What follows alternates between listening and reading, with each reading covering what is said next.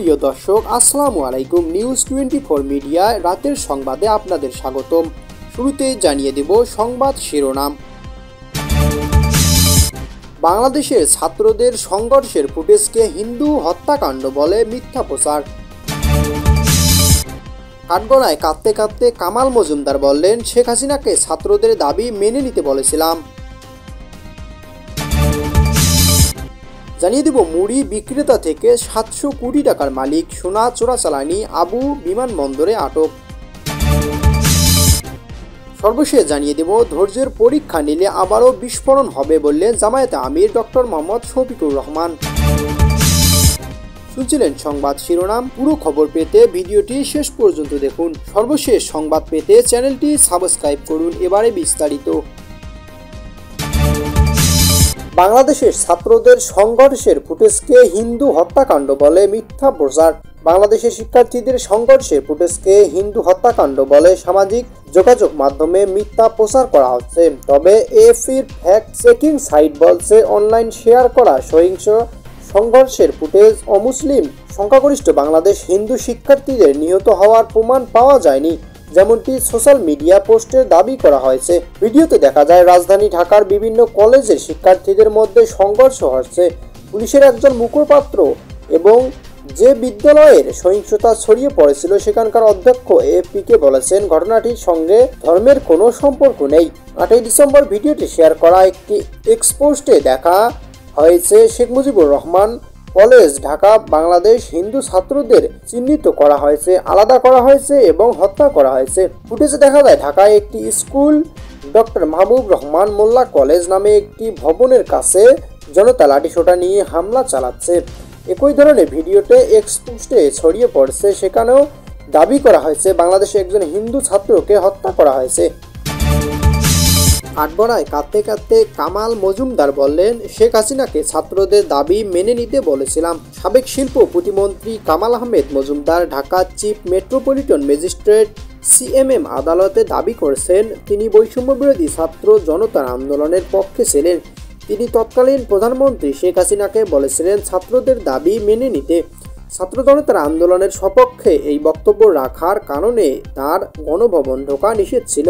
আদালতে এসব কথা বলতে বলতে এক পর্যায়ে কামাল আহমেদ মজুমদার কাঁদতে থাকেন। তিনি আদালতকে বলেন, একের পর এক মিথ্যা মামলা দিয়ে আমাকে হয়রানি করা হচ্ছে। তবে কামাল আহমেদ মজুমদারের এসব বক্তব্য অসত্য বলে দাবি করেন ঢাকা মহানগর দায়রা জজ আদালতের প্রধান public prosecutor PP Omar Faruqui.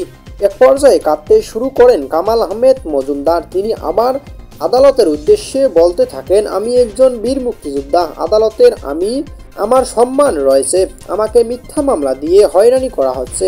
অবশ্য কামাল আহমেদ মজুমদারের এসব বক্তব্যের তীব্র বিরোধিতা করেন ঢাকা মহানগর দায়রা জজ আদালতের প্রধান পাবলিক প্রসিকিউটর। তিনি আদালতকে বলেন, কামাল আহমেদ মজুমদার কোনো রাজনৈতিক নেতা নন, তিনি একজন ব্যবসায়ী।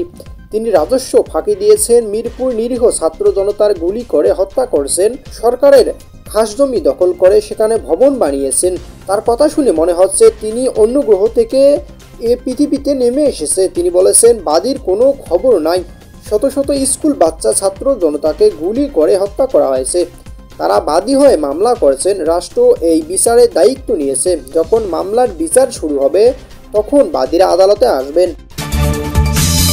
মুড়ি বিক্রেতা থেকে 700 কোটি টাকার মালিক সোনা চোরাচালানি আবু বিমানবন্দরে আটক। এদিকে বিদেশে পালিয়ে যেতে বিমানবন্দরে গিয়েও শেষ রক্ষা হলো না চট্টগ্রামের সোনা চোরাচালানের অভিযুক্ত আবু আহমেদ ওরফে সোনা বাবু। ঢাকার শাহজালাল আন্তর্জাতিক বিমানবন্দর পুলিশের হাতে ধরা পড়েন তিনি। পরে তাকে চট্টগ্রাম নগরের ডবলমুরিং থানায় পুলিশ ঢাকা থেকে আজ চট্টগ্রামে নিয়ে আসে। ডবলমুরিং থানার ভারপ্রাপ্ত কর্মকর্তা ওসি কাজী রফিক আহমেদ বলেন, ডবলমুরিং থানার বৈষম্যবিরোধী ছাত্র আন্দোলনের একটি হত্যা মামলা এজাহারভুক্ত আসামি আবু আহমদ বিদেশে পালিয়ে যাচ্ছেন খবর পেয়ে বিমানবন্দরে তাকে আটকানো হয়। পরে তাকে ডবলমুরিং থানায় মামলায় আদালতের মাধ্যমে কারাগারে পাঠানো হয়েছে।